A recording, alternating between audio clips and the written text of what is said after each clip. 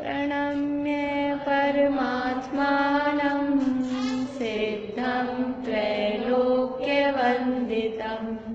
स्वाभाविक चिदानन्द स्वरूपं निर्मलाव्ययं शुद्ध जीवादिद्रव्याणां देशिकं च जिनेश्वरम् द्रव्यसंग्रहसूत्राणां वृत्तिं वक्षे समासतः जीवं जीवमदव्वं जिणवरवसहेण जेणनेद्येष्टं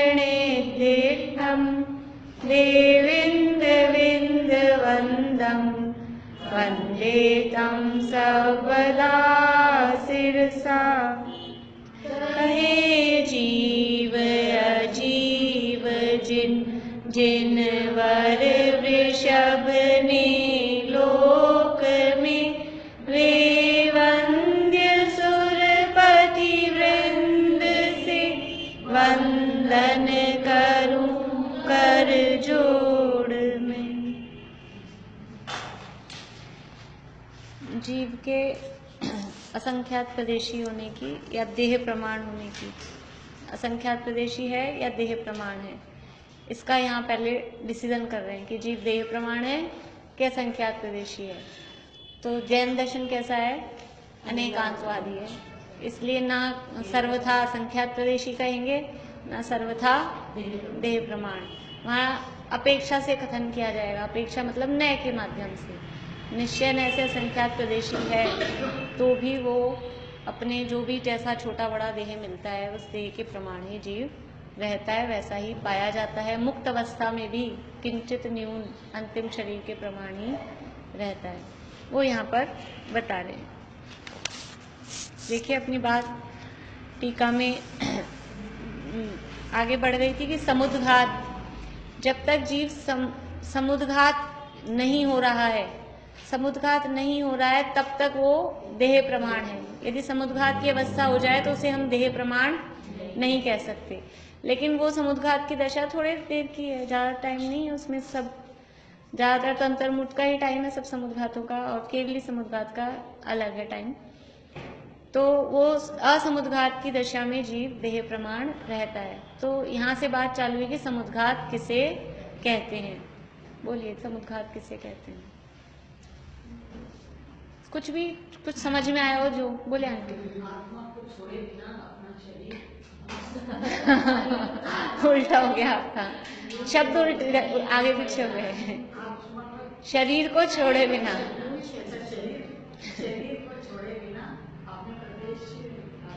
अपने प्रदेश कौन क्या है? अपन शरीर अपन है कि आत्मा अपन है? हाँ, तो वो मूल ये शरीर है ना, मैं जीव हूँ, तो मूल शरीर अपने इस शरीर को छोड़े बिना जो मैं हूँ यानी मैं आत्मा, उस थोड़ा कुछ प्रदेश उसके बाहर निकल जाना, मूल शरीर को छोड़े बिना। और तेजस और कार्बन रूप उत्तर शरीर के साथ, मूल शरीर को तो नहीं छोड़ा लेकिन तेजस कार्बन रूप जो उत्तर शरीर है उनके साथ आत्मा के प्रदेशों का कुछ बाहर निकल जाना, वो कहलाता है समुद्घात। बोलेंगे आप क्या लिखे? ये है ना, इसमें नहीं दे रखी, इसमें तो ये तो ना मूल, यही परिभाषा है। अपना मूल शरीर छोड़े बिना तेजस और कार्बन रूप उत्तर देह के साथ साथ जीव प्रदेशों के शरीर से बाहर निकलने को समुद्घात कहते हैं। अपन भी यही लिखेंगे, यही है परिभाषा कि मूल शरीर को छोड़े बिना, थोड़ा शॉर्ट में बोलो तो मूल शरीर को छोड़े बिना आत्मा के प्रदेशों का बाहर निकलना। साथ में है, साथ में है, हाँ। क्योंकि अगर देखो, अगर हम ऐसा माने कि मूल शरीर तो यहीं रहा और आत्मा के प्रदेश बाहर निकले, तेजस कार्बन साथ नहीं गए, तो जितने आत्मा के प्रदेश बिना तेजस कार्बन वाले रहे वो आत्मा के प्रदेश तो निरावरण हो गए, वहां कर्म ही नहीं रहे। वो तो आधे आत्मा के आधे मतलब जितने बाहर निकले वो आत्मा के प्रदेश मुक्त हो गए, वो तो सिद्ध हो गई। तो ऐसा आत्मा कभी टुकड़ों में बंटता नहीं है। हाँ, आत्मा कभी टूटता नहीं है। आत्मा असंख्यात प्रदेशी होने पर भी पूरा एक अखंड है, एक है। यद्यपि उसमें प्रदेश, एक यूनिट में आत्मा जीव, जो एक यूनिट, एक जीव, उसमें प्रदेश कितने हैं? असंख्यात। लेकिन उसको अलग अलग करके असंख्यात जीव नहीं बना सकते, उसके असंख्यात यूनिट्स नहीं बना सकते। वो असंख्यात यूनिट, असंख्यात वाला एक है। हाँ, वो कर्म पूरे एक साथ, ऐसा इसीलिए विग्रह गति में भी वहाँ कर्म आते भी साथ में रहते हैं, और वहाँ भी तेजस कार्मण, अगर विग्रह गति में भी तेजस कार्मण शरीर नहीं हो तो वहाँ जीव मुक्त हो जाए इतनी उतनी देर के लिए। क्षय, क्षय मतलब कर्म उदय में आके खत्म हो रहे हैं तो उस हिसाब से क्षय हो रहा है, कर्म बंधते हैं। मैं तो ये बता रही हूँ विग्रह गति में भी कर्म आ रहे हैं, क्षय, हाँ आश्रय होता है क्षय में। आप क्षय आश्रय हो रहा है। निर्जरा मतलब वो प्रति समय जो उदय में आके खिल रहे हैं उसको निर्जरा हम कहते नहीं ना। हाँ, पर ऐसा जैसा अभी हमारे सोचने समझने की शक्ति, वैसी शक्ति वहाँ विग्रह गति में नहीं होती उस टाइप की। और वो भी आगे विग्रह गति में आप कौन से इंद्रिय जीव बन रहे हो उस हिसाब से वो क्षयोक्षम वहाँ रहता है। लेकिन इस तरह का विचार तो आप देखो ना, छोटा बच्चा है गर्भावस्था में, मान लो गर्भ में जो बालक है वो भी सैनी पंचेंद्रीय मनुष्य है, हम भी सैनी पंचेंद्रीय मनुष्य हैं, उसके पास भी मन है। तो जैसा हम सोच पाते हैं वैसा वो क्या अभी 4 साल का बच्चा ही नहीं सोच पाता है। तो वो फर्क जो है, वो चीज़ का फर्क तो रहेगा ही ना। तो ऐसा विग्रह गति में यद्यपि जीव है, ज्ञान है, लेकिन इस तरह का ज्ञान, सोचने समझने की इस तरह के भावों से रहित नहीं होता। भाव वहाँ भी रहते ही है। कर्म नहीं, सोचना मतलब जिसे हम सोचना बोलते हैं ना, वो सोचना नहीं है। सोचने का मतलब जिसे हम कहते हैं ना सोचना, वो चीज वहाँ सोचना नहीं है। लेकिन विचारों से रहित, भावों से रहित कभी कोई जीव। अब ये पेड़ पौधे क्या सोचते हैं? पेड़ पौधे, हम तो अपने छोटे बच्चे के लिए इसके क्या कर्म बनते होंगे, इतना सा बच्चा क्या सोचता होगा, ऐसा लगता है। हाँ, लेकिन वो एक समय भी अगर जीव विचारों से भावों से रहित हो जाए तो उस एक समय में कर्म आना बंद हो जाए ना। विग्रह गतौ कर्म योग सूत्र है। विग्रह गति में भी वो कार्मण शरीर है, उसके कारण आत्मा के प्रदेशों में परिस्पंदन होता है, तो उस परिस्पंदन के कारण ही कर्म आते रहते हैं। वो जो भी सोच विचार बुद्धिपूर्वक हमारे पकड़ में नहीं आ रहा कैसा जो भी क्या हो रहा है, लेकिन कर्म तो आ रहे हैं, इससे पता लग रहा है कुछ ना कुछ वहाँ चल रहा है। कर्म आ रहे हैं ना, इससे पता लग जाता है। जैसे अपने घर में बिल्कुल ऐसे लगे पैक है, चारों तरफ से बिल्कुल पैक है, फिर भी अपन 8 दिन बाद खोलो तो धूल दिख जाए, इसका मतलब कहीं ना कहीं से तो आ रही है ना, धूल आई, हवा आ रही है। इसका मतलब हमने सारे खिड़की दरवाजे और डबल डबल बंद कर रखे हैं, लकड़ी का भी, कांच का भी, जाली का भी, सब बंद कर रखे हैं, फिर पर्दा हिलता रहता है। मतलब कि वो बता रहा है कि पर्दा जो हिल रहा है ना, वो बता रहा है कि हवा आ रही है कहीं ना कहीं। हम तो सांस ले ही रहे हैं, वो तो है ही, लेकिन वैसी भी जो हवा लगने वाली हवा होती है ना, वो भी आती है। तो यहाँ समुद्घात की बात हमारी चल रही थी कि मूल शरीर को छोड़े बिना तेजस और कार्बन रूप उत्तर देह के साथ साथ, पेज नंबर 31 पे, जीव प्रदेशों के शरीर से बाहर निकलने को समुद्घात कहते हैं। इस समुद्घात 7 प्रकार के होते हैं, जिनको कल तक याद नहीं थे उनमें से कोई आज सुनाएंगे, जिनको कल तक याद नहीं थे नाम। आप याद नहीं थे? अरे चले सुनाइए।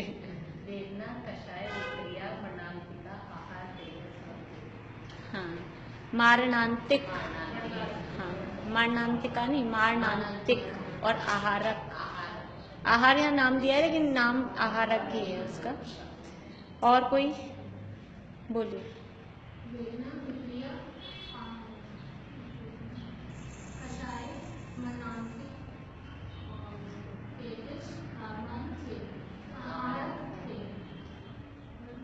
तेजस कार्बन, कार्बन नहीं है, वैक्रिक हो गया था, बोल दिया, चलिए।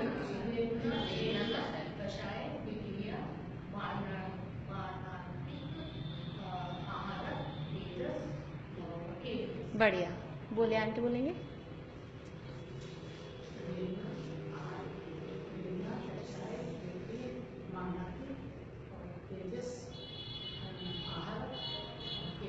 केवली, बढ़िया, बोलिए।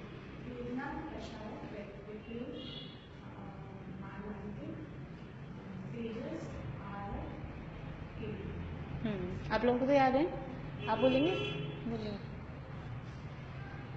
वेदना,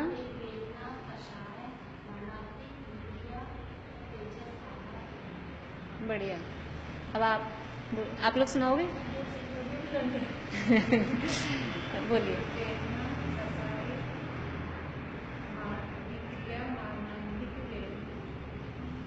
तेजस, आहारक, केवली।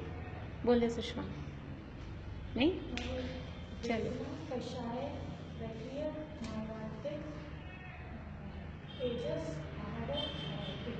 केवली अभी अभी तो हो गए हैं, लेकिन वो अगली बार तक रहने चाहिए। हाँ, वैक्रियक समुद्घात। तो अपनी बात हुई थी कल वेदना समुद्घात के संबंध में कि तीव्र वेदना होने पर और उस वेदना के निमित्त से आत्मा के प्रदेश यदि शरीर से बाहर फैल जाते हैं तो उसे कहते हैं वेदना समुद्घात। ये सामान्य रूप से भी तीव्र वेदना होने पर वो आत्मा के प्रदेश नॉर्मली फैल जाएं। देखिए, जब ये वेदना समुद्घात है तो आत्मा के प्रदेश किस दिशा में फैलेंगे? चारों तरफ। अगर वेदना के कारण आत्मा के प्रदेश फैल रहे हैं तो ऐसे पूरे चारों तरफ ही, ऐसा पर्टिकुलर दिशा नहीं है उसकी। लेकिन यदि उस औषधि को छूने के लिए जो कल हमने बात की थी, तो फिर जिस दिशा में औषधि है उस दिशा में फैलेंगे। लेकिन सामान्य रूप से अगर वेदना के कारण आत्मा के प्रदेश बाहर फैल रहे हैं तो वो चारों तरफ पूरे शरीर में ऐसे है ना, पूरे चारों तरफ आगे पीछे। हाँ, उसके निमित्त से मतलब इसका यही प्रयोजन कुछ ऐसा इसी टाइप का होता है कि वो फैल जाते हैं तो फैलने से वो कम हो, नहीं वो फैल के कम होके, यानी देखो केवली समुद्घात जैसे अपन ने पहले पढ़ा हुआ है, क्यों होता है? आयु कर्म कम है और बाकी कर्मों की स्थिति ज्यादा है, तो बाकी कर्मों की स्थिति को वो आत्मा के प्रदेशों को फैला के स्थिति बराबर करते हैं। तो इसी तरह से मतलब फैला, जैसे हम कपड़ा फैला के सुखाते हैं जल्दी सूख जाता है, तो इसी तरह से वो आत्मा के प्रदेश कुछ फैलते हैं तो उससे समझ लो वेदना फैल के वो, हाँ, उस तरह से वो खर्च हो जाता है, तो निपट जाता है उसका काम। कुछ इस तरह का ऐसा कुछ होता है उसमें कि वो आत्मा के प्रदेश जो बाहर फैलते हैं तो वो जो उदय आ रहा था हमारे कर्मों का, वो उदय क्योंकि वो फैले तो उसमें वो उदय भी उस तरह से कर्म फैले तो वो उसकी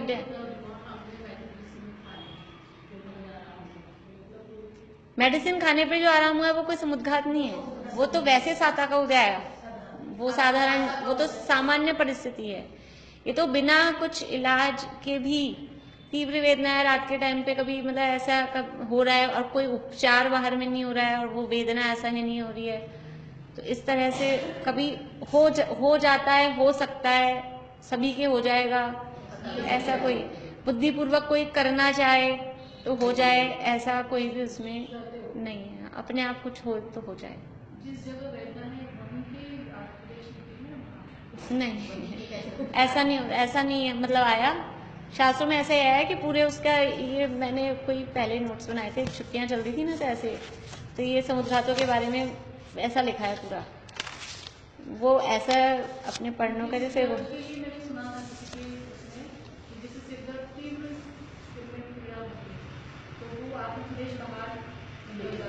सिर में से, बस सिर के। देखो मैं पढ़ के सुनाती हूँ, धवला का मैंने यहाँ क्या बस कोटेशन लिखे हैं शास्त्रों के, ऐसा कोई अपनी भाषा में वैसा नहीं लिखा, केवल शास्त्रों में जहाँ जहाँ इसके बारे में मिला वो मैंने यहाँ इकट्ठा किया था ऐसे नोट्स की जैसे। प्रदेशों का विस्तार कितने फैलते हैं? वेदना के वश से जीव के आत्म प्रदेश 10 दिशाओं में तिगुने प्रमाण फैलते हैं। 10 दिशाओं मतलब सब तरफ फैलते हैं। 10 दिशा का मतलब है अकेले पूर्व में कि पश्चिम में, चारों की दिशाओं ऊपर और नीचे, ये हो गई 10 दिशाएं, यानी चारों तरफ ऊपर नीचे सब जगह फैलते हैं। और तिगुने, मूल शरीर से तिगुने प्रमाण फैलते हैं। ऐसे नहीं लिखा तिगुने। एक तो हमारा शरीर घनाकार है ना, घनाकार है हमारा शरीर, केवल सिंगल लाइन नहीं है और लंबाई और चौड़ाई भी नहीं है। हमारे शरीर में लंबाई, चौड़ाई, मोटाई 3 डायमेंशन में है हमारा शरीर। तो वो जो आत्मा के प्रदेश फैलते हैं वो भी 3 डायमेंशन में ही फैलते हैं, लंबाई में, चौड़ाई में, मोटाई में, तीनों तरफ से फैलते हैं। पर प्रदेश है वो तिगुने जितना एरिया अभी हमारा है ना उससे तिगुने एरिया तक फैल सकते हैं, बस एरिया। आत्मा के प्रदेश थोड़ा ना तिगुने हो जाएंगे। देखिए इसमें आया है ये बात, आगे पढ़ते हैं अपन। परंतु सबके तिगुने ही फैलते हों ऐसा नियम नहीं है, यह उत्कृष्ट प्रमाण है। वेदना की तरतमता के वश से 1-2 प्रदेश आदि में भी वृद्धि हो सकती है। तो इसका मतलब है कि थोड़े से भी बाहर, पर इसमें ऐसा नहीं लिखा कि पर्टिकुलर प्लेस के ही निकल सकेंगे क्या। हाँ पर कुछ, हाँ तो ऐसा हो सकता है कि पर्टिकुलर उसी जगह के हाथ में हो रही है तो इधर के ही फैले और वो वापस आ गए। हाँ वो तो टाइम तो कम ही है उसका। तो क्योंकि इसमें लिखा ना 1-2 प्रदेश, इतना भी एरिया, 1-2 प्रदेश का मतलब आत्मा के 1-2 प्रदेश भी बाहर और आकाश का भी उतना ही एरिया, इतना सही बाहर निकले कि लगे ही नहीं कि कुछ खास। मतलब जैसे ये स्वेटर है ना, ये स्वेटर वाली जगह पे आत्मा के प्रदेश नहीं है, लेकिन वो इतने फैल गए, बस इतने से भी फैल सकते हैं। और मैक्सिमम फैलेंगे तो तिगुने जितना एरिया में, ये यहाँ पर वेदना हो रही है, वेदना के समय बाहर निकल रहे तो वो इतना दूर औषधि को छूने के लिए जा रहे हैं। वो इसमें औषधि वाली बात नहीं है, वो और कहीं मतलब पहले की सुनी हुई है, इसमें तो नहीं है। कितना दूर होगा? हाँ इसमें वो वाली बात नहीं, लेकिन वो भी पूरा, अब उसका भी मेरे को प्रमाण नहीं मिला, इसलिए ये मेरा प्रोसेस में चल रहा है। पर वो सुनी हुई है बातें प्रवचनों में विद्वानों के द्वारा कि ऐसा भी वो जाके टच करके आ जाते हैं। और वो जिनसे सुनी हुई है वो अच्छे कर्णानियों के विद्वान थे, तो कहीं ना कहीं उन्होंने प्रमाण से ही कही होगी, लेकिन मुझे अभी देखने में नहीं आया ऐसा कुछ उसका प्रमाण, पर ऐसा कथन मिलता है। मतलब ये है मूल में कि वेदना के कारण समुद्घात होता है, आत्मा के प्रदेश बाहर निकल जाते हैं, निकल सकते हैं, और उससे कभी वेदना में कमी हो जाती है, हो सकती है। इसके बाद में है कषाय समुद्घात।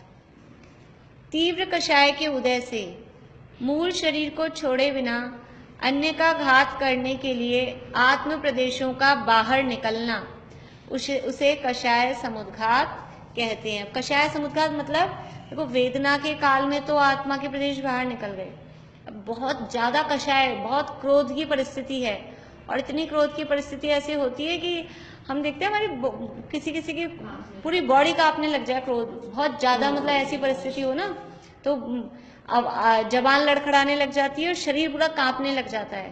तो जब इतनी तीव्र स्थिति है उस समय वो कषाय समुद्घात ये होते रहते हैं। कषाय समुद्घात तो किसी भी जीव के सामान्यतः ऐसी परिस्थितियां बनती है, हो जाते हैं, और वो कषाय के काल में आत्मा के प्रदेश बाहर निकलते हैं। तो कभी कभी कोई लड़ाई झगड़ा वाला, मारा पीटी वाली परिस्थिति हो ना, तो वो कोई दूसरा अपने को मारने आ रहा हो और यहाँ इतना कषाय तीव्र हो रही है और कषाय समुद्घात अगर हो रहा है तो वो यहाँ तक भी हाथ लाएगा ना तो उसको झटका लगेगा, मतलब जैसे टच नहीं किया उससे ही पहले, क्योंकि वो अपने आत्मा के प्रदेश क्रोध के कारण बाहर निकले हुए, ऐसी परिस्थिति उसमें बनती है। देखो इसमें कुछ अगर और अलग लिखा हुआ है तो देखते हैं।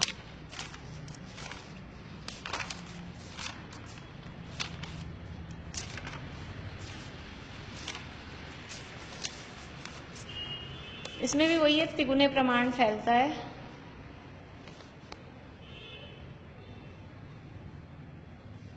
ऐसे दिखाते हैं, देखो इसमें उदाहरण दिया है कार्तिकेय परीक्षा में। तीव्र कषाय के उदय से मूल शरीर को न छोड़कर परस्पर में एक दूसरे का घात करने के लिए आत्म प्रदेशों के बाहर निकलने को कषाय समुद्घात कहते हैं। संग्राम में योद्धा लोग क्रोध में आकर लाल लाल आंखें करके अपने शत्रु को ताकते हैं, यह देखा जाता है। यह कषाय समुद्घात का रूप है। कभी कभी मतलब ऐसा होता है आंखें इतनी लाल कर ली कि वो लाल आंखों से, जो टीवी मतलब उसमें से कहते हैं वो आंखों से वो निकल रही है कुछ, तो वो हाँ, तो वो आंखों से ही मतलब इस तरह से आंखों में और पूरी बॉडी में वो इस तरह की क्रोध के कारण ऐसा होता है कि वो सामने वालों को, और लगता भी कभी कभी झटका, जैसे वो समुद्घात अगर उस समय हो रहा हो तो इस तरह की परिस्थिति कषाय समुद्घात कहलाती है। हाँ हो सकता है, हो जाता है, जरूरी वाली बात नहीं है।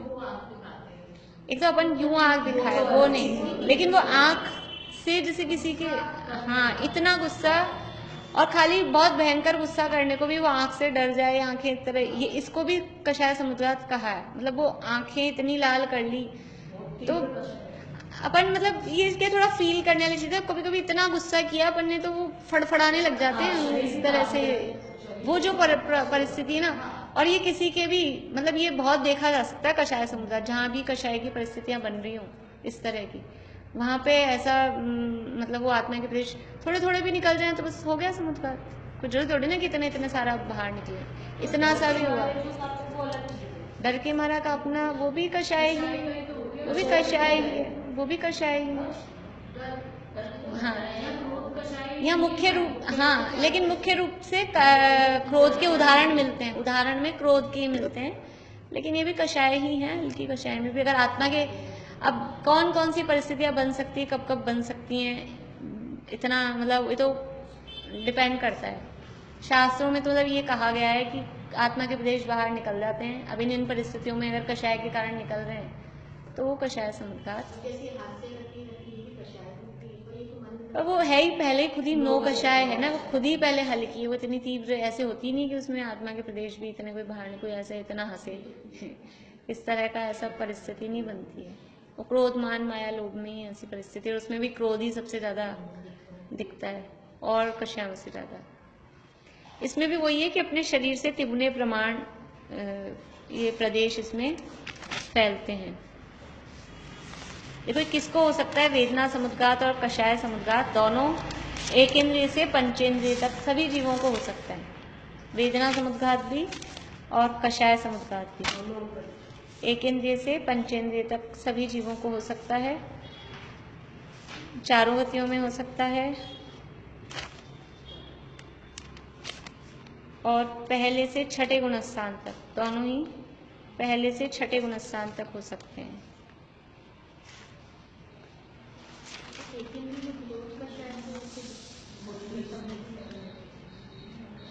दिखती नहीं है लेकिन एक इंद्रिय में अग्नि और वायु कायिक में तो होता है। अग्नि कायिक और वायु कायिक को वैक्रिक शरीर कहा है। विक्रिया रिद्धि, विक्रिया कही है उनके, रिद्धि तो शब्द नहीं बोलना चाहिए उनके लिए, विक्रिया कहा गया है। अग्नि फैल जाती है ना, उसे भड़क जाती है, वो उसकी विक्रिया कहलाती है। तो वो फैले तो उसकी भी आत्मा के प्रदेश में फैले। हाँ छठे गुणस्थान तक, छठे में भी होता है।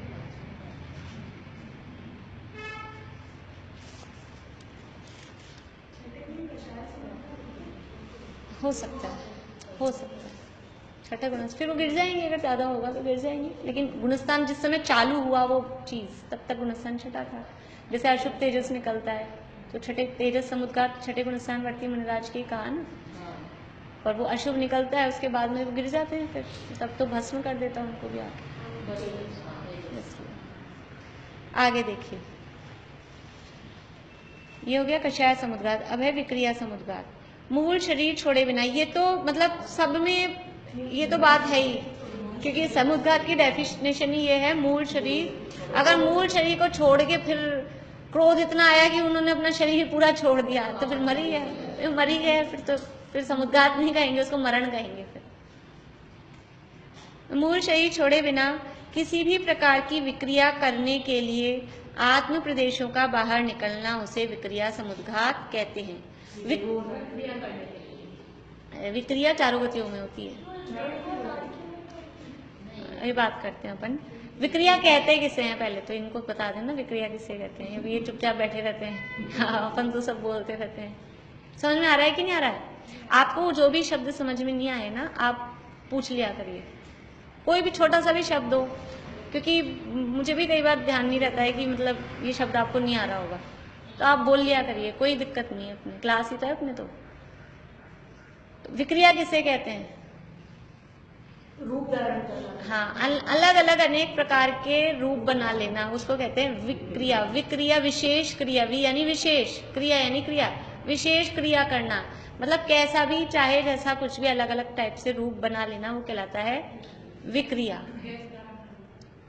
वेश नहीं, वेश मतलब ऊपर से कपड़े वपड़े धारण करना, ऐसा नहीं। विक्रिया का मतलब है अपने शरीर को ही वैसा बना लेना। एक तो फैंसी ड्रेस होती है, फैंसी ड्रेस नहीं, या खुद ही फैंसी ड्रेस में हम समझ लो घोड़े की हाथी की ड्रेस पहन के बन जाएंगे, वो वैसे ऊपर से ड्रेस नहीं, खुद ही घोड़ा बन जाए, ऐसी ऐसी शक्ति वो कहलाती है विक्रिया।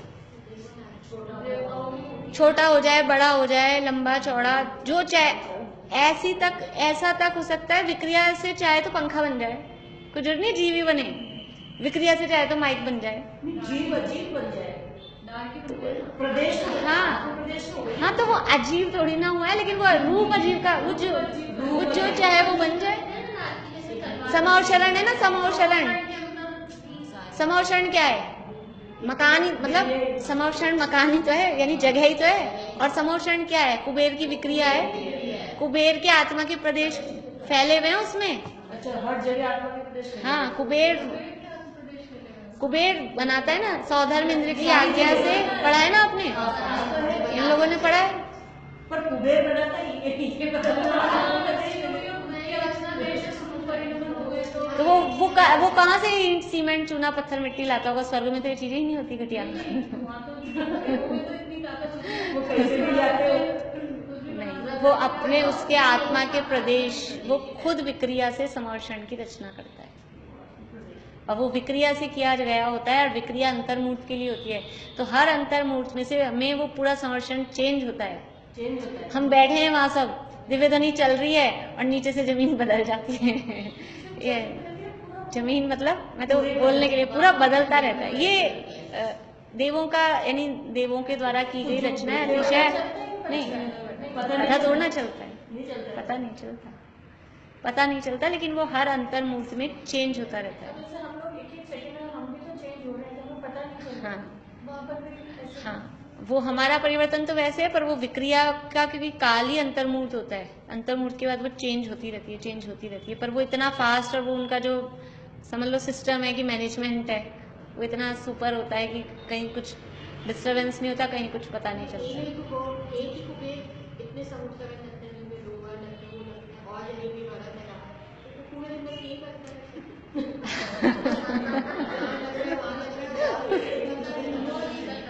देखिए,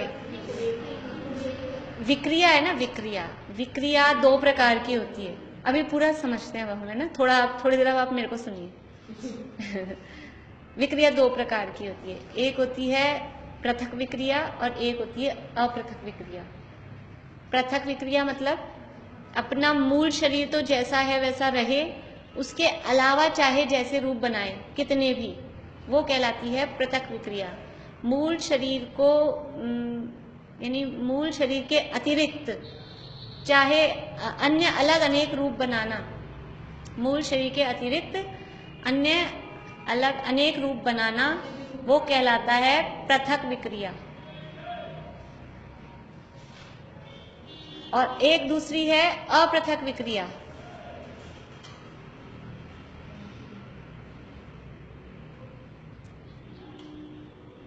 अपने मूल शरीर को ही मन चाहे रूप बनाना, अलग से रूप नहीं बनाना, मूल शरीर को ही उस रूप बनाना, वो कहलाती है अपृथक विक्रिया।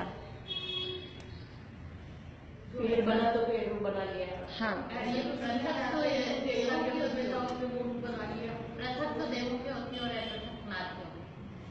समझ में आ रही है? पृथक विक्रिया में क्या होगा कि आप तो सेफ हो। अभी समझना इधर कि पृथक विक्रिया में क्या है, ये मैं हूं मूल, मैं तो सेफ हूं। अब मैं चाहूं तो अब कुर्सी बन जाऊं, मैं चाहूं तो ये इनका जैसा, अर्पणा का जैसा बिल्कुल ऐसे कैसी बन जाऊं यहाँ की, मैं चाहूं तो कोई हाथी बन के आ जाऊं, वो कहलाएगी अलग। ये तो है, ये डिस्टर्ब नहीं हो रहा। और अलग चाहे जो कोई रूप में बना लूं, वो कहलाती है पृथक विक्रिया, अलग बनाई। और दूसरी है अपृथक विक्रिया, कि मैं दूसरे अलग रूप नहीं, यही मिलाया अपने को, इसको आप चाहे जैसे शेप बना लो। वो नहीं होती बच्चों की क्ले होती है, उसी एक ही सब बच्चों को अपनी अपनी दे दी, तुम्हारा है। अब उसी को कभी वो बर्तन बना लेता है, कभी वो चाहे तो आइसक्रीम बना लेता है, कभी कुछ बना लेता है, एक ही को फिर बार बार में करता रहता है। ऐसे ही ये हमारा एक शरीर आपको ये मिला है, इस शरीर को आप चाहो तो पेड़ बना लो, इसी को आप चाहो तो इसी को सुंदर रूप बना लो, आप चाहो तो इसी को तलवार बना लो, ये एक ही है, बस अलग बाहर नहीं बना सकते। तो वो कहलाती है अपृथक विक्रिया। तो ये अपृथक विक्रिया होती है नारकियों की। नारकियों को भी विक्रिया वैक्रियक शरीर है, विक्रिया की शक्ति है, देवों को भी विक्रिया की शक्ति है। अपृथक विक्रिया नारकियों की होती है और पृथक विक्रिया देवों की होती है। हाँ, तो नीलांजना जो आई ना वो ओरिजिनल नहीं आई थी, सब डुप्लीकेट आती हैं।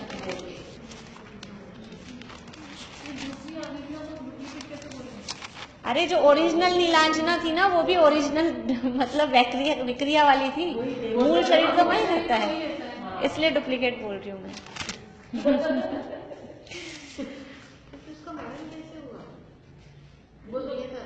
तो मूल मरेगी तो ये कैसे रहेगी? देखो वहां से वो देख रहे थे, वो नृत्य कर रही थी और विषय देख रहे थे, वो उनकी पकड़ में आ गई थी, वो उसका मरण हो गया, फिर वो तुरंत दूसरी भी आ गई और किसी के लिए आया। देखो अभी इसीलिए मैंने कहा था थोड़ी देर आप मुझे बोलने दो। नहीं कोई बात नहीं, प्रश्न उठ रहे हैं क्योंकि अभी हमने आधी बात जानी। वो विक्रिया, ये हम समुद्घात पढ़ रहे हैं। समुद्घात ये जैसे विक्रिया से अलग अलग रूप बनाया ना, अलग अलग रूप बनाया, तो अब अपृथक में तो समझ में आता है ये मैं एक जीव हूँ, ये आत्मा है, ये शरीर है, इसी को हमने उस रूप बना लिया तो आत्मा उसी रूप डायलूट हो गई, मतलब उसी रूप बन गई, कन्वर्ट हो गई, है ना। लेकिन जो पृथक विक्रिया करी तो मैं तो यहाँ, अब मैंने 3 रूप बना लिए, तो आत्मा ऐसे थोड़ी सी इसमें, थोड़ी सी इसमें, थोड़ी सी इसमें, कैसे टूट टूट के जाती है क्या आत्मा? आत्मा का क्या होता है? या फिर ये बिना आत्मा वाले होते हैं? हाँ, तो ये आत्मा के प्रदेश यहाँ से लेके और ये तीनों जैसे बैठे हैं तो इन तीनों में यूं ऐसे एक ट्रायंगल जैसे यूं फैल जाते हैं। इसको बोलते हैं वैक्रियक समुद्घात। जो हम पढ़ रहे हैं ना, इसका नाम है वैक्रियक समुद्घात, कि आत्मा के प्रदेश इस मूल में भी हैं। अब जितनी दूर दूर जहां जहां वो रूप बना रखे हैं वहां तक, और वो आपस में कनेक्ट हुए हुए वो आत्मा के प्रदेश फैल जाते हैं, कितनी भी दूर हो। जितना उनका तो लिमिट होती है, क्राइटेरिया होता है, लेकिन फिर भी कितनी भी दूर हो वो सब जगह वो आत्मा के प्रदेश ऐसे ऐसे फैल जाते हैं। अगर नहीं फैले तो क्या हो कि या तो वो जो नया शरीर बनाया वो बिना आत्मा का रहेगा, तो फिर वो उसमें कुछ आत्मा ही नहीं है, तो वो कैसे काम करेगा। और आत्मा ऐसा भी नहीं होता टूट टूट के अलग हो जाए, तो ये तो एक आत्मा की 4 आत्माएं अमीबा की जैसे अलग अलग बन जाए, ऐसा भी नहीं हो सकता। आत्मा एक अखंड रहती है, इसलिए वो आत्मा के प्रदेश मूल शरीर से जुड़े हुए सब जगह फैलते हैं। अब वो जो नीलांजना थी, वो नीलांजना जो नृत्य करने आई जिसकी मृत्यु हुई थी, नीलांजना तो पता है कौन थी? हाँ, जिसको देखकर उनको वैराग्य हो गया था। तो वो मूल शरीर देवों का वहीं रहता है, अपने अपने निवास स्थानों पे, जो उनके ओरिजिनल घर हैं, महल हैं, रहने की जगह हैं, वहाँ उनका मूल शरीर होता है। और देवों को ये अपृथक विक्रिया होती है, अपने मूल शरीर के अलावा वो चाहे जितने अलग अलग शरीर बना सकते हैं। तो वो ओरिजिनल नीलांजना का जो मूल शरीर था वो तो वहीं था, जिस पहले स्वर्ग की वो देवांगना थी वहाँ। अब वो विक्रिया वाला शरीर यहाँ आया था नृत्य करने, विक्रिया से जो बनाया, तो वहां उसकी आयु पूरी हुई तो वो मरी, तो ये गिरेगी कि नहीं गिरेगी? क्योंकि वो आत्मा एक जुड़ा हुआ है, कनेक्ट है, आत्मा पूरा एक ही है। तो उस इसमें कुछ हुआ, विक्रिया तो पृथक है लेकिन आत्मा तो जुड़ी हुई है ना, शरीर है तो पृथक विक्रिया। लेकिन मैं ये बता रही हूँ, इन्होंने पूछा कि ये क्यों गिर गई, ये तो विक्रिया वाली थी, तो उसकी आयु उधर पूरी हुई, उसकी जिसकी अलग ही नहीं है, दोनों एक ही तो हैं। आयु पूरी हुई तो वो मूल शरीर खत्म होगा, तो ये विक्रिया वाला कैसे बचा रहेगा? ये भी गिरेगा ही ना, ये भी खत्म होगा। इसलिए वो ऋषभदेव ने तो टोटली दोनों को मतलब एक ही हुआ ना, तो उसकी आयु पूरी जान ली। हाँ, तो उसको पता था, उसको पता था कि मैं तो 5 मिनट बाद मरने वाली हूँ। लेकिन देखो कितनी हार्ड ड्यूटी होती है वहां पे। उसको ये बात पता थी कि मैं 5 मिनट बाद मरने वाली हूँ, लेकिन इंद्र का आदेश था कि नृत्य के लिए जाना है, और इंद्र ने स्पेशली उसी को इसीलिए भेजा था क्योंकि इंद्र को भी पता था कि ये 5 मिनट बाद मरने वाली है। और इंद्र को तो ये टेंशन हो रही थी कि ये इनके 83 लाख पूर्व हो गए, ये राजदरबार में बैठे बैठे आराम से बर्थडे मना रहे हैं, इनको वैराग्य ही नहीं हो रहा। इंद्र को ये टेंशन हो रही थी, तो जानबूझकर मरते मतलब मरने वाले आदमी की तो हर आदमी थोड़ा वो लीनियंट रहता है उसके साथ में, लेकिन वहाँ देवगति में कितनी हार्ड ड्यूटी है। अच्छे हैं देव अपने से, यहाँ से इससे तो अपने ही अच्छे। जिसको फांसी भी सजा सुनाई गई हो उसको भी मरते मरते तो फिर थोड़े सॉफ्ट हो जाते हैं उसके साथ। और यहाँ तो उसको जाके नृत्य करो, जाके नृत्य करते करते मर गई बेचारी। हाँ वो तुरंत, वो तो पूरा सेटिंग था ना, तो तुरंत उसी समय दूसरी प्रकट कर दी वही।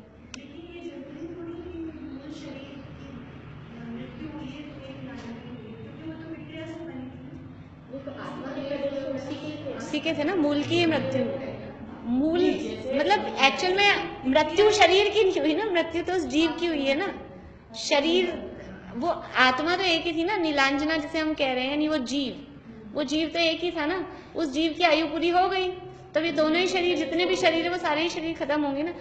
ऐसे शरीर गिरा नहीं उसका, देवों का शरीर तो मृत्यु होते ही कपूर की जैसे गायब हो जाता है, तो वो गायब हो गई और दूसरी आ गई, किसी को तो पता ही नहीं चला। ऐसे कोई वो गिर गई हो, बेहोश हो गई हो, फिर साथ दूसरी आई हो, जैसे अपने यहाँ पंचकलाणकों में तो क्या करें, वो ऐसे ही दिखाते हैं, तो करे क्या। यहाँ जब जयपुर का हुआ था, आप लोगों ने किसी ने देखा था? अभी जो जयपुर का 2012 में जो हुआ था भवानी निकेतन में, कोई भी नहीं गए? यहाँ जब जयपुर का हुआ ना, तो ऐसा किया था, गिराया विराया नहीं था। ये दो बहनें थी, दोनों डांस जो कर रही थी, दो बहनें थी, और दो स्टेज पे बिल्कुल ऐसे दो गेट होते ना, सेम सी। अब वो इतनी दूर से ऐसे पता भी क्या चलता है, एक से ड्रेसअप करते ही हैं। थोड़ा सा फर्क था फिगर में, एक हेल्थ में थोड़ा फर्क था, लेकिन फिर भी एक सा गेटअप रखो तो इतना। और फिर ये तो पता ही है लोगों को कि या क्या दिखाना है, थोड़ा सा फर्क तो दिखाएंगे, नहीं तो लोगों को पता कैसे चलेगा कि चली गई। तो ये ऐसे दो दरवाजे थे बिल्कुल। तो एक डांस कर रही थी, करते करते इधर से यूं निकली और वो दूसरी इधर से आ गई। ऐसा गिराया विराया कुछ भी नहीं किए, गिर गई, फिर दूसरी आई। तो वो थोड़ा ओरिजिनल लग रहा था, मतलब ऐसा कि वो ऐसे विलीन हो जाती है, चली जाती है। ऐसे गिरता वगैरह ऐसे कोई पोजीशन नहीं बनती कि वो गिरेगी कि फिर मरेगी, फिर लोग चेक करेंगे ऐसा नहीं होता। विकल्प आया इंद्र को कि ये अभी भी भोगों में लगे हैं, 83 लाख फूट की हुई, पर उनको ये भी तो मालूम है कि आगे के लिए बनेगी। हाँ, वो तो पता ही है, देखो पता होता है, लेकिन वो फिर भी, और वो इंद्र को ये भी पता है। अब जैसे दिव्य ध्वनि नहीं खिल रही थी महावीर भगवान की, 66 दिन तक नहीं खिली, तो 65 दिन तक विकल्प नहीं आया इंद्र को। सोचा खिल जाएगी, अवधि ज्ञानी था ना, पहले ही दिन लगा लेता, और पहले दिन लगा के ये पता कर लेता 66 दिन बाद खिलेगी, तो सब कहता आराम से बैठो 65 दिन, तो 66वें दिन आ जाना। सब रोज आते थे बेकार में ही लेकिन विकल्प भी जब आना, भले ज्ञान हो, शक्ति हो, लेकिन जब काम होने का योग होता है, तभी विकल्प भी तभी आता है। इसलिए वो काल लब्धि, उसने काल लब्धि को हाईलाइट किया उस समय कि काल लब्धि जब होगी तभी। देखो हमारे कोई बीमारी हो रही हो, कोई प्रॉब्लम हो रही हो, बहुत दिन पहले मेरे साथ बहुत होता था, धरण हो जाती थी मेरे। शुरू में जब होती थी ना, तो मुझे पता नहीं चलता था कि भाई धरण, पेट दुख रहा है, 3-4 दिन तक तो पेट दुख रहा है। फिर कभी ये खटाई की गोली खा ली, कभी ये, मतलब ऐसा उपचार जो घरेलूपन करते हैं। फिर 3-4 दिन बाद फिर पता लगता था अरे धरण हो रही है। तो पहले क्यों नहीं दिमाग में आया, पहले ही दिन आ जाता ना, कि जब आएगा तभी आएगा ना। 3 दिन तक आपको पहले ऐसे ही ट्राई करना है। तो विकल्प भी तभी आता है। कोई भी काम हो आप देख लो, घर में कोई भी काम हो, जब वो काम होना होगा तो आपको विकल्प भी, फिर अपन एक दूसरे पे तूने पहले ही बता देते, तुमने पहले क्यों नहीं, एक करते हैं ना जो अपन, भले ही बोलने के लिए बोल लो, मजाक करने के लिए, लेकिन वास्तव में जो काम जब होना है तभी होगा, विकल्प भी तभी आएगा। पहले विकल्प आ जाता तो वो काम ऐसे होता कहाँ से। इसलिए जितना भोगना है, कोई कहे मान लो बीमार हो रहे हैं, 10 डॉक्टरों को दिखा लिया, और फिर लास्ट में जिस डॉक्टर को दिखाया फिर लाल लगा, पहले इनको दिखा लेते पहले दिखा लेते, फिर वो कहते हैं ऐसे, पहले दिखा लेते तो भी ठीक, तो अभी होना था तो अभी होते। ये बात भी सही है, लेकिन दिखा कैसे लेते? ये सारा जो प्रोसेस होना था ना, वो होना ही था, ये सब फिक्स था। ऐसे कैसे पहले दिखा लेते? पहले दिखा लेते, और जितनी बातें इसलिए सब वो हाँ, वास्तव में इसीलिए ज्ञानियों को ऐसे लगता है कि अब हम किससे बोलें, क्यों बोलें, कि बोलना ही बेकार है। इसलिए कुछ बोलना, क्यों हुआ, कैसा हुआ, ये क्यों क्या का सवाल ही नहीं रहता। इसलिए जिसको बात समझ में आ जाती है उसके जीवन में जी कम हो जाते हैं, खत्म हो जाते हैं बिल्कुल। अब वो रामचंद्र जी ने सीता की अग्नि परीक्षा ली, तो वनवास भेजने से पहले ही ले लेते। काहे को पहले तो वनवास में भेजा गर्भवती को, पहले ही ले लेते। लेकिन विकल्प कब आना है? पहले उसको इतने साल वन जंगल में अकेले दुख उठाने थे, उसके कर्म के उदय ऐसे थे, उस समय उनको विकल्प नहीं आया। और फिर जब आ गई वापस, तब अग्नि परीक्षा लूं, तो अब वो अग्नि परीक्षा ले लो तुम, अब उसको विकल्प नहीं है अंदर आने का, घर आने का, अब वो चली गई। तो ये सबके अपने अपने विकल्प है, जो परिस्थितियां जैसे बननी है। अग्नि परीक्षा ली जब तो आ गए देवता अग्नि का जल करने, और जब रावण उठा के ले जा रहा था तभी आ जाते ना। तो सारी रामायण ही नहीं बनती इतनी सारी, लेकिन रामायण तो बननी थी ना, कैसे आ जाते तब देवता। इसलिए देवता भी कब आते हैं, जब अपने उदय साता का हो तब देव आ जाते हैं। इस समय वो साता का उदय था अग्नि परीक्षा के समय, तो देव आ गए, और उस समय नहीं था, इतना सारी प्रक्रिया होनी थी, रावण उठा के ले जा रहा था तब नहीं आया, कोई भी नहीं आया, एक भी नहीं आया। वो तो वैसी धर्मात्मा ही थी उस भव में तो, लेकिन पिछले भव के कर्म थे कि नहीं थे, वो कर्म थे। तो ये विक्रिया दो प्रकार की हुई, एक पृथक विक्रिया और एक अपृथक विक्रिया। तो किस किस के विक्रिया होती है, देखो मुख्य रूप से तो वैक्रियक शरीर या विक्रिया ये होती है देवों के और नारकियों के। नारकियों के है अपृथक विक्रिया, देवों के है पृथक विक्रिया। लेकिन ये मुख्यता की अपेक्षा से कहा गया है, वास्तव में विक्रिया चारों गतियों में संभव है। लेकिन जब भी कहा जाता है कि वैक्रियक शरीर या विक्रिया किसके है, तो यही जवाब देंगे हम कि ना देवों और नारकियों की। लेकिन मनुष्यों में भी रिद्धि के प्रभाव से मुनिराजों की विक्रिया होती है। विष्णु कुमार मुनिराज के थी ना विक्रिया, कौन से विष्णु कुमार मुनिराज, कौन सी कहानी वाले हैं? रक्षाबंधन की कहानी में जो विष्णु कुमार मुनिराज की कहानी आती है, उनको विक्रिया रिद्धि प्राप्त थी। तो मनुष्यों में मुनिराजों को रिद्धि के प्रभाव से हो सकती है, एक पॉइंट। और मनुष्यों में चक्रवर्तियों को विक्रिया होती ही होती है, सभी चक्रवर्तियों को विक्रिया की शक्ति। अब वो रिद्धि शब्द तो मुनिराजों के साथ ही अच्छा लगता है, लेकिन रिद्धि ही है, समझ लो वो। तो विक्रिया की शक्ति चक्रवर्तियों को, कि जितने भी चक्रवर्ती हैं वो 96,000 उनकी रानियां होती है। चक्रवर्ती है एक, अब एक रानी के पास में एक दिन जाए तो 96,000 दिन बाद उस पहली के पास वापस आए। 96,000 दिन में कितने साल गुजर गए? एक साल में 365 दिन कितने साल बाद वो वापस आएगा, वो बेचारी इंतजार ही करती रहेगी। तो वो इतना महान पुण्यशाली चक्रवर्ती, और उसकी रानियां इतनी पुण्यहीन कि वो अपने पति का इंतजार करती रहे इतने सालों तक, तो ऐसा नहीं होता। तो वो चक्रवर्ती को विक्रिया की शक्ति होती है, तो वो अपने विक्रिया की शक्ति के माध्यम से इतने सारे रूप बनाता है, सब रानियों के पास रहता है। मेन मूल जो शरीर है वो पटरानी के पास रहता है, बाकी विक्रिया के द्वारा सब रानियों के पास में वो रहता है। तो वो चक्रवर्ती को ऐसी विक्रिया की शक्ति मनुष्यों में होती है।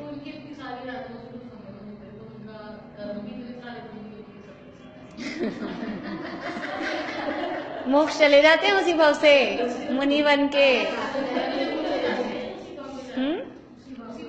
देखो चक्रवर्ती तीनों गतियां हो सकती है चक्रवर्ती की, स्वर्ग भी, मोक्ष भी और नरक भी। तो अभी चक्रवर्ती होते हैं 12, तो अभी के जो 12 चक्रवर्ती थे उनमें से 8 तो गए हैं मोक्ष में। इसलिए वो मोक्ष में जाते हैं तो हर समय, मतलब भले ही इतनी रानियां हैं और विषय भोगों में लीन हैं, लेकिन उन विषय भोगों को छोड़कर मुनि बन जाते हैं, आत्मा की साधना करते हैं तो मुक्त हो जाते हैं। और जो विषय भोगों को छोड़कर मुनि बने और आत्म साधना में कुछ कमी रही तो स्वर्ग चले गए, और जो विषय भोगों में ही लीन रहे, लीन विषय भोगों में ही मर गए, वो नरक में चले गए। 2 चक्रवर्ती नरक में चले गए। ऐसा तो ध्यान नहीं है मुझे 7वें का ही नियम, लेकिन वो एक तो शायद 7वें गए हैं, सुबोम चक्रवर्ती भी 7वें। हाँ, वो तो चौथे काल में होते हैं ना, चौथे काल के जीव 7वें नरक जा सकते हैं, इसलिए ऐसा। तो ये चक्रवर्ती को विक्रिया की शक्ति है। और जो भोग भूमि के मनुष्य हैं, अभी खत्म नहीं हुई यहाँ बात, भोग भूमि के मनुष्य और भोग भूमि के तिरंचों को भी विक्रिया की शक्ति होती है, वो भी वैक्रियक शरीर के द्वारा अलग अनेक पृथक विक्रिया होती है उनकी भी। हाँ नहीं, विद्याधर कर्म भूमि के हैं, विद्याधर भोग भूमि के नहीं होते, कर्म भूमि होती है। विद्याधरों के जो क्षेत्र हैं वो कर्म भूमि है, वहां से मोक्ष जा सकते हैं। हाँ मनुष्य होते ना, रावण विद्याधर था, हनुमान विद्याधर थे। विद्याधर का मतलब है उनको विद्याएं होती हैं, विद्याएं होती है तो आकाश में उड़ने की विद्या, आकाशगामिनी विद्या, और उनको भी रूप बनाने वाली विद्या भी होती है। नहीं, फर्क है, रिद्धि तपस्या के प्रभाव से होती है, इसीलिए मैं बोल रही हूँ ना, रिद्धि शब्द मुनिराजों के साथ ही जमता है। तपस्या के प्रभाव से जो शक्ति प्राप्त हो, देखो अपने तत्वार सूत्र में सूत्र है लब्धि प्रत्ययम च, जो शरीरों का जो वर्णन है ना, तेजस्मपि लब्धि प्रत्यय, लब्धि लब्धि लब्धि बोलते हैं रिद्धि को, हाँ, वो वहाँ रिद्धि के अर्थ में आया, रिद्धि से। तो रिद्धि शब्द है, रिद्धि है, वो तपस्या के प्रभाव से प्राप्त होती है। और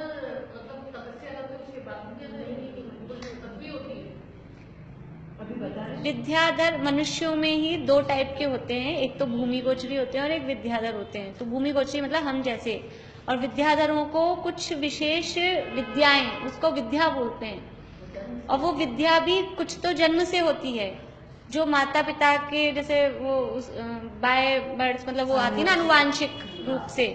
तो कुछ हाँ, बाय डिफॉल्ट कुछ विद्याएं तो जन्म से आती हैं, जो सामान्य विद्याएं होती हैं। लेकिन कुछ विद्याएं वो तप के माध्यम से, उनको भी, पर वो वैसा तप नहीं होता मुनिराजों जैसा, वो गृहस्थी में रह के ही वो विद्या साधने के लिए तप करते हैं।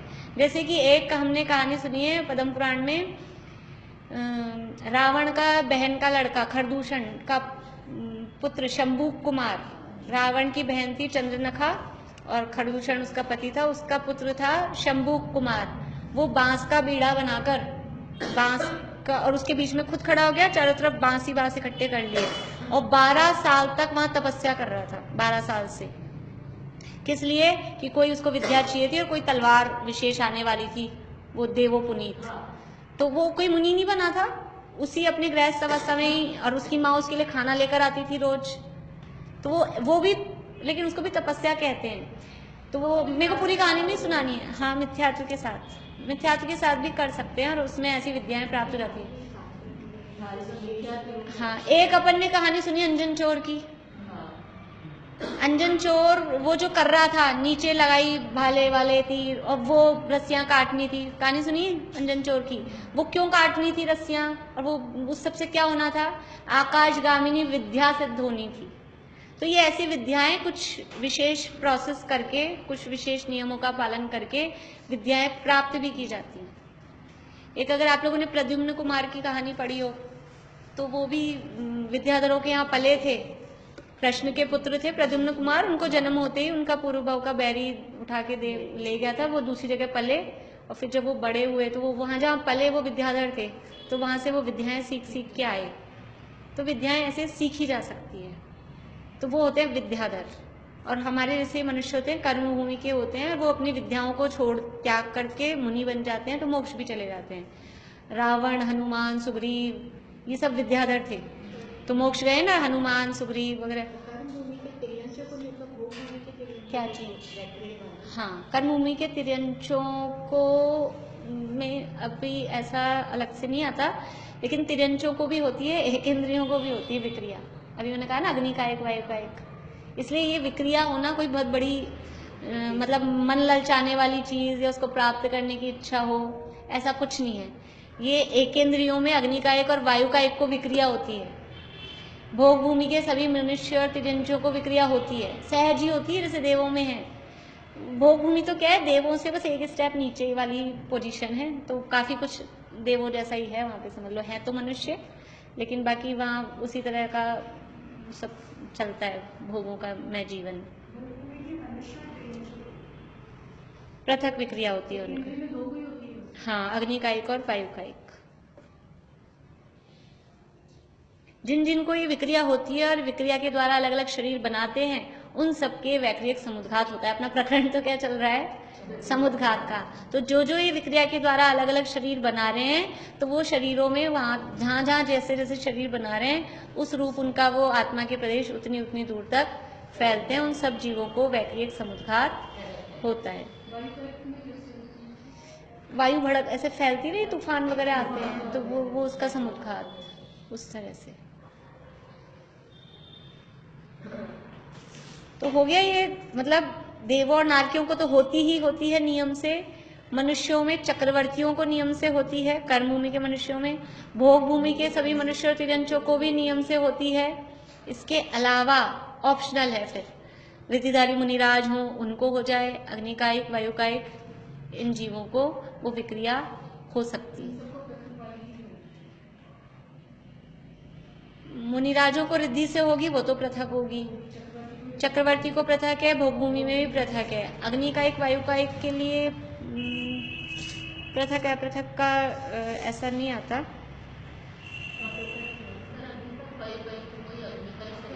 हाँ अप्रथक ही होनी चाहिए, वो अप्रथक ही होगी, अलग से तो मतलब ऐसा कुछ वर्णन मिलता नहीं है कि कैसी है। अपन अपनी बुद्धि से ही समझ के सोच रहे हैं, बाकी ऐसे अलग से इसके लिए इंडिकेट नहीं किया कि कौन सा होता है।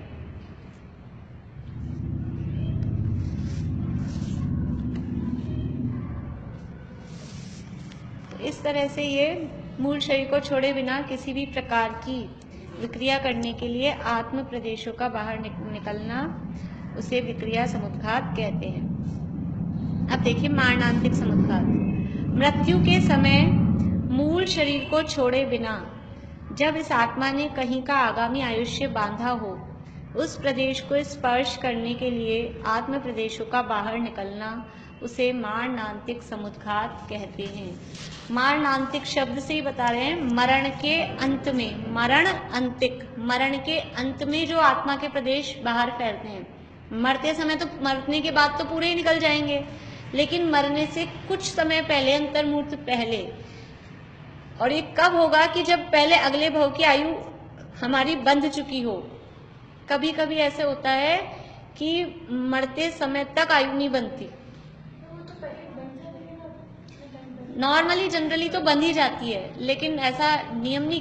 किसी जीव, मान लो अभी किसी की आयु बंधी नहीं, अभी 20 साल का ही हुआ है ना, और उसकी आयु बंधी ही नहीं थी और एकदम से एक्सीडेंट हो गया।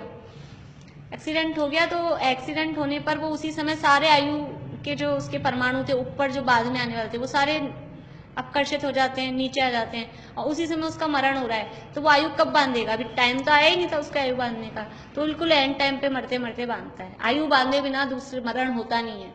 अगले भव की आयु बांधे बिना कभी किसी जीव का मरण नहीं होता। आयु बांधी नहीं और मर जाए तो फिर क्या होगा? भटकेगी आत्मा, पे कहाँ जाए? जगह कहाँ है? सीट कहाँ खाली? पे ढूंढे। हम भी कहीं जाते हैं ना आजकल बिना रिजर्वेशन के और बिना आगे होटल में कि धर्मशाला में जहाँ रहना है वहाँ रूम बुक कराए बिना खिसकते नहीं है, अपने घर से निकलते नहीं है, फिर कहाँ भटकेंगे। तो ऐसे ही यहाँ पहले से बुकिंग चलती है, आयु पहले बुक हो जाए तब ये शरीर छूटे।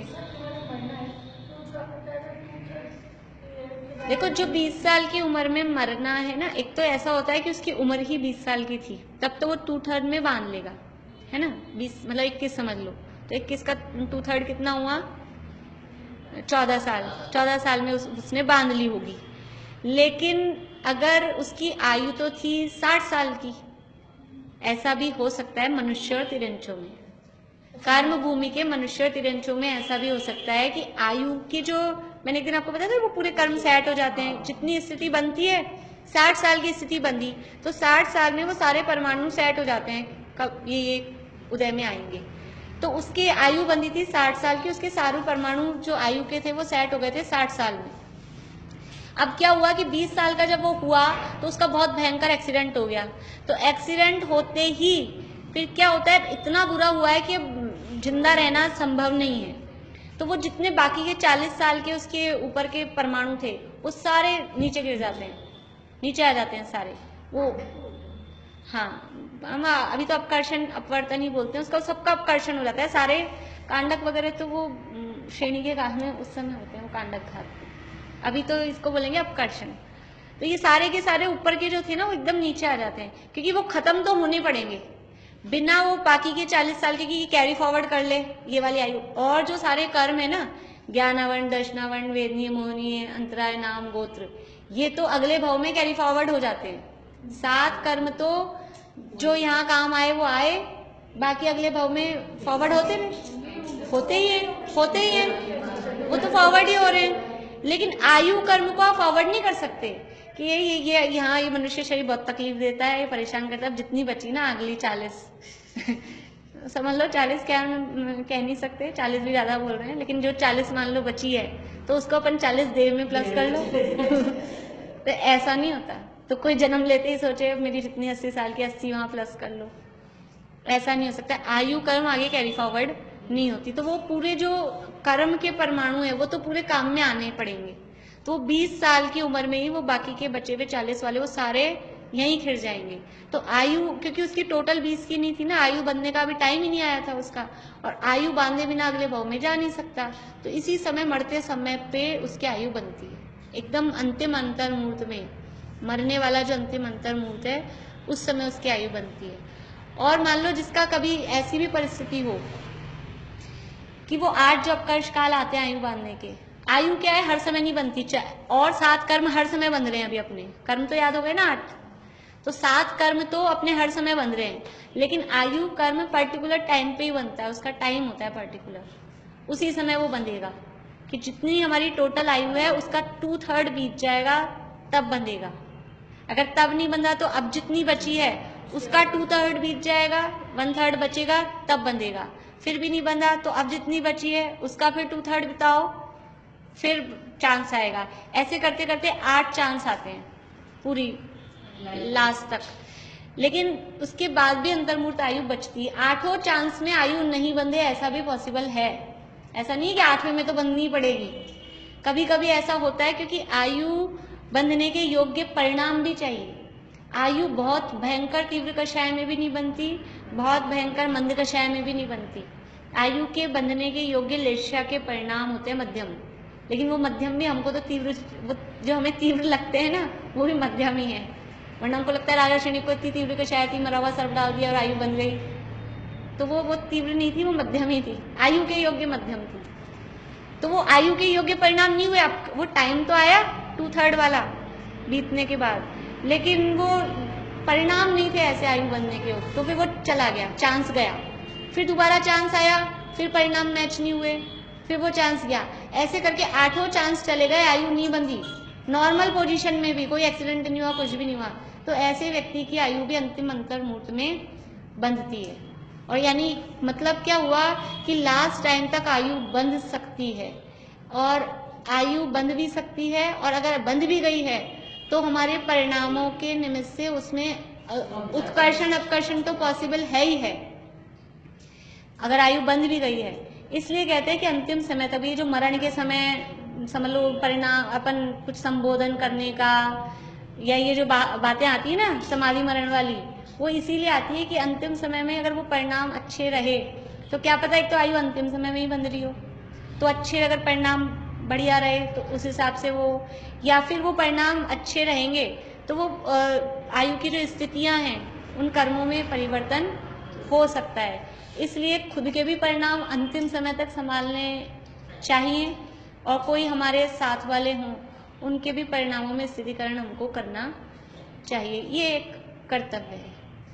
तो इतनी बात हुई, ये फिर बाद में लेंगे।